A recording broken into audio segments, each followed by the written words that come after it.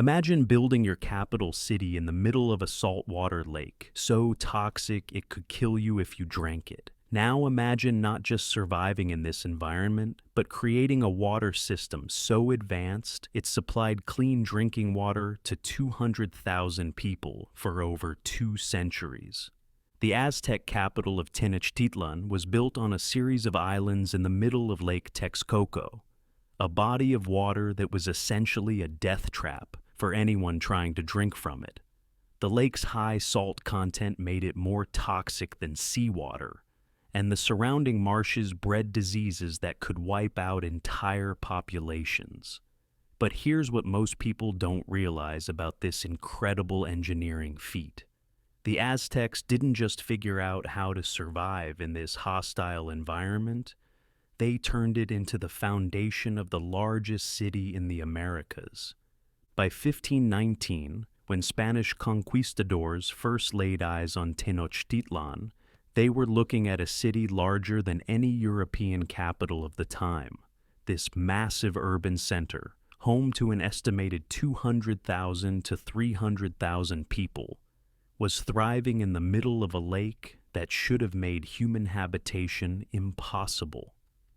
The Spanish themselves were amazed by what they saw, with conquistador Bernal Diaz del Castillo writing that the city seemed like something from an enchanted tale.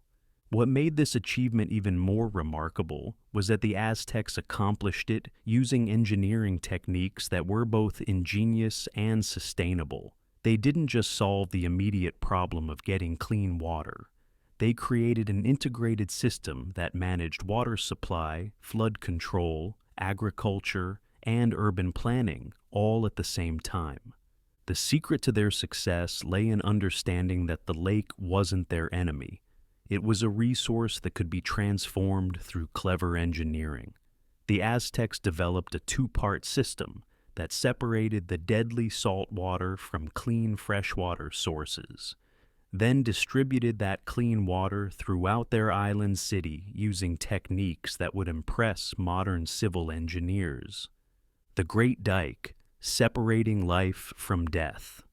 The first and most crucial innovation was the construction of the Albarradón de Nezahualcóyotl, a massive stone and earth dike that stretched for over 10 miles across Lake Texcoco. This wasn't just a simple wall. It was a sophisticated hydraulic engineering project that literally divided the lake into two separate bodies of water with completely different characteristics. The eastern section of the lake, beyond the dike, remained saltwater fed by natural springs and runoff that picked up minerals from the surrounding volcanic soil. This water was so salty and alkaline that it was toxic to humans and most plants. Spanish accounts describe it as bitter and caustic, capable of causing severe illness or death if consumed in any significant quantity. The western section, protected by the dike, became a freshwater reservoir fed by springs and rivers flowing down from the surrounding mountains. By controlling which water sources could reach which parts of the lake, the Aztecs essentially created an artificial freshwater lake right next to a natural saltwater one. The construction of this dike was a monumental undertaking that required moving millions of tons of stone, earth, and other materials. The structure had to be built in water, often at significant depths, using techniques that allowed workers to create a watertight barrier that could withstand the pressure of the lake on both sides. Engineering challenges included dealing with the soft, muddy bottom of the lake, which couldn't support a conventional foundation. The Aztecs solved this by driving thousands of wooden stakes deep into the lake bed, creating a stable platform for the stone and earth construction above. This technique, called pile driving, wouldn't be used in European construction for several more centuries. The dike design included carefully engineered spillways and gates that allowed the Aztecs to control water flow between the two sections of the lake. During the rainy season, when water levels rose dramatically, These controls prevented flooding while maintaining the separation between salt and fresh water. Maintenance of the dike required constant attention and a sophisticated organization system. Teams of workers were responsible for different sections, repairing damage from storms, earthquakes, and normal wear. The fact that this system functioned effectively for over 200 years demonstrates the quality of both the original construction and the ongoing maintenance programs. The aqueduct system, bringing mountains to the city. The second major component of the Aztec water system was a network of aqueducts that brought fresh spring water from distant mountains directly to the city. The most famous of these was the Chapultepec Aqueduct, which carried water from springs on a hill about 3 miles from Tenochtitlan. This aqueduct system was far more sophisticated than most people realize. Rather than being a simple channel, it was a carefully engineered structure that had to maintain precise gradients over long distances while crossing varying terrain, including open water, where it had to be supported on specially built causeways. The dual-channel design of the main aqueduct was a stroke of engineering genius that ensured the city never lost its water supply. The aqueduct consisted of 2 parallel channels, each capable of supplying the city's needs independently. When one channel needed cleaning or repair, water could be diverted to the other, ensuring continuous service. Construction techniques for the aqueducts involved creating watertight channels using carefully fitted stone blocks, sealed with a mortar made from lime and volcanic ash. This mortar was so effective that sections of these aqueducts remained watertight for centuries after the Spanish conquest. The gradient calculations required for these aqueducts demonstrate the sophisticated mathematical knowledge of Aztec engineers. The channels had to slope at exactly the right angle, steep enough to maintain steady flow, but not so steep that the water would flow too fast and cause erosion or overflow. Distribution within the city was accomplished through a network of smaller channels and pipes that carried water from the main aqueduct terminals to fountains, reservoirs, and important buildings throughout Tenochtitlan. This distribution system ensured that clean water was available in every neighborhood of the city. Water quality control was maintained through the entire system by keeping the aqueducts covered and protected from contamination. The channels were built with stone covers that prevented debris, animals, and human waste from polluting the water supply. Chinampas, the floating gardens. The agricultural component of the Aztec water management system was equally impressive and involved the creation of chinampas, artificial islands that are often called floating gardens, but were actually anchored agricultural plots built in the shallow areas of the lake. These chinampas served multiple purposes in the overall water management system. They provided food for the city's large population, helped filter and clean the lake water, and created additional land area in a region where usable land was extremely limited. Construction of chinampas involved creating rectangular plots by driving stakes into the lake bottom and weaving branches between them to create a framework. This framework was then filled with mud, lake sediment, and organic matter to create fertile soil that was actually more productive than most natural farmland. The irrigation system for chinampas was integrated with the overall water management of the lake. Fresh water from the western section of the lake could be channeled through the chinampas, providing irrigation while also helping to maintain the separation between fresh and saltwater areas. Crop rotation and soil management on chinampas were highly sophisticated, with farmers understanding how to maintain soil fertility through careful management of organic matter and water flow. The constant supply of nutrient-rich lake sediment meant that chinampas could produce multiple crops per year without exhausting the soil. The productivity of Chinampas was extraordinary by any standard. Modern agricultural experts estimate that Chinampas could produce up to 7 times more food per acre than conventional farming methods.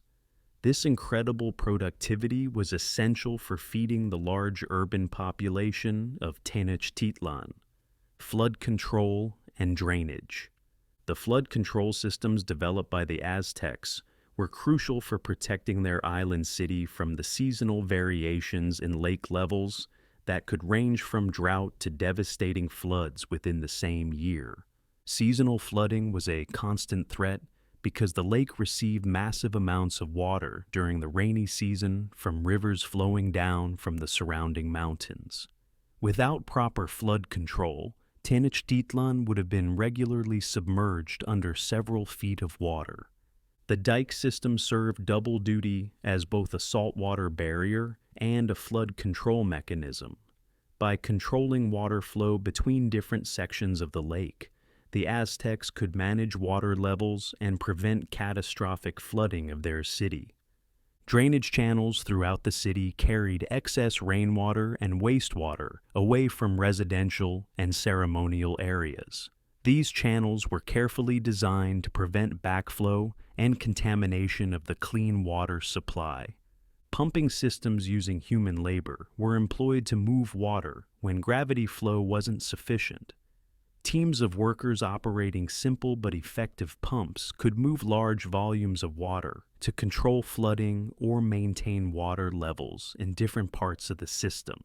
Emergency procedures were developed to deal with extreme weather events. During severe floods, the Aztecs could open emergency spillways to release excess water, while during droughts, they could conserve water by closing certain channels and rationing supplies. Urban planning and water distribution. The city layout of Tenochtitlan was specifically designed around the water management system, with major streets, canals, and buildings positioned to work with, rather than against the flow of water through the urban area. Canal networks served as the primary transportation system for the city, allowing canoes to move people and goods throughout the urban area. These canals were integrated with the water supply system, using fresh water from the aqueducts while maintaining separation from wastewater drainage. Public fountains and water distribution points were strategically located throughout the city to ensure that all residents had access to clean drinking water.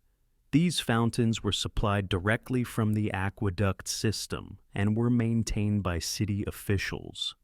Residential water systems in the homes of nobles and wealthy merchants included private connections to the aqueduct system, indoor plumbing, and even flush toilets that used lake water for waste removal while keeping drinking water separate. Waste management was carefully integrated with the water system to prevent contamination of drinking water supplies. Human waste was collected and used as fertilizer for chinampas, while other wastewater was channeled away from freshwater areas. Water storage facilities throughout the city provided backup supplies during maintenance periods or emergencies. These reservoirs were built with the same careful attention to water quality that characterized the entire system. The scale of the achievement. The population served by this water system was enormous by the standards of the time. Conservative estimates suggest that Tenochtitlan had at least 200,000 residents, while some historians believe the population may have reached 300,000 or more. This made it larger than any European city of the period. Daily water consumption for a population of this size would have required moving hundreds of thousands of gallons of clean water every day from distant sources to the city. The fact that the Aztecs accomplished this using only human labor and simple tools makes their achievement even more remarkable. System reliability was demonstrated by the fact that the water system continued to function effectively for over 2 centuries, from the founding of Tenochtitlan in 1325 until the Spanish conquest in 1521. This longevity proves that the system was not only well designed, but also well maintained. Comparison with contemporary cities shows just how advanced the Aztec water system really was. Most European cities of the time had no organized water supply systems, and residents often had to rely on contaminated wells or rivers for their water needs. The sophisticated water management of Tenochtitlan wouldn't be matched in Europe for several more centuries. Engineering principles used by the Aztecs included concepts that are still fundamental to modern water management: source protection, treatment and purification, distribution networks, flood control, and waste management. The integration of all these elements into a single coordinated system was far ahead of its time. The Spanish destruction and legacy. The Spanish conquest of Tenochtitlan in 1521 resulted in the deliberate destruction of most of the Aztec water management system. The conquistadors, not understanding how the system worked, saw the dikes and aqueducts as obstacles to their control of the region. Hernán Cortés ordered the destruction of the Great Dike, allowing salt water to mix with fresh water and destroying the careful balance that had made the city possible. This decision led to immediate water quality problems that plagued Mexico City for centuries afterward. Colonial water problems that resulted from destroying the Aztec system included contaminated water supplies, frequent flooding, and the gradual draining of Lake Texcoco. The Spanish never successfully replaced the sophisticated water management system they had destroyed. Modern Mexico City still struggles with water supply problems that can be traced back to the destruction of the Aztec system. The city now has to pump water from hundreds of miles away and deal with severe flooding problems that the Aztec system had solved centuries earlier. Engineering lessons from the Aztec water system are being studied by modern engineers working on sustainable water management projects. The principles of working with natural systems rather than against them, integrating multiple functions into single systems, and maintaining long-term sustainability are all relevant to contemporary challenges. Archaeological evidence of the Aztec water system continues to be discovered as Mexico City expands and construction projects uncover remnants of the ancient infrastructure. These discoveries provide new insights into the sophistication and scale of Aztec engineering. The Aztec water management system represents one of the greatest engineering achievements in human history. By transforming a deadly saltwater lake into a source of clean drinking water for hundreds of thousands of people, the Aztecs demonstrated that human ingenuity can overcome even the most challenging environmental obstacles. Their integrated approach to water management, combining source protection, treatment, distribution, flood control, and waste management into a single coordinated system, was centuries ahead of its time and offers valuable lessons for modern engineers facing similar challenges. The tragic destruction of this system by Spanish conquistadors who didn't understand its sophistication represents one of history's greatest losses of engineering knowledge. The water problems that continue to plague Mexico City today might have been avoided if the Spanish had preserved and maintained the Aztec system instead of destroying it. The legacy of Aztec water engineering reminds us that the most effective solutions to complex problems often come from understanding and working with natural systems, rather than trying to dominate them through brute force technology.